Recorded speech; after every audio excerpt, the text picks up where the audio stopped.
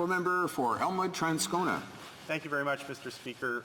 We heard the previous Liberal speaker talk about how it's important to come together when times are tough and workers are on the ropes to stand together in order to make conditions better. And what we saw just several weeks ago was what's possible when government doesn't prejudice negotiations between an employer and employees when they go to collective bargaining with the successful settlement of the CN strike. Unfortunately, that's not the approach that they took in the case of a rotating strike by Canada Post employees now over a year ago.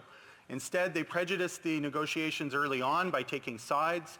They propagated the message, which was often untrue, by Canada Post management, and they legislated those workers back to work. Now, those workers are still waiting for a deal, Mr. Speaker, and there continues to be delays in the process under the Liberals' legislation. So they legislated them back. They were responsible for the legislation that's governing that process now.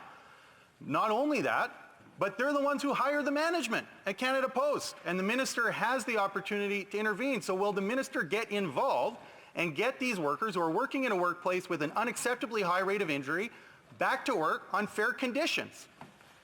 The Honourable Member for Saskatoon West. Well, I'm quite honoured that the member opposite believes that I am the minister in the government.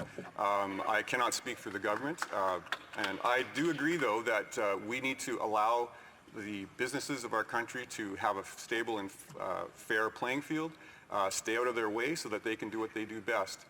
When businesses are allowed to flourish, when they're given the right regulatory regime, when they're given the right financial resources, the right tax structure, we are very smart people in Canada. We can accomplish great things, and we can employ lots and lots of people. And so that's where our government, if we were to form government, that's where we would go, is to allow businesses to flourish, create jobs, and build up our economic activity in Canada.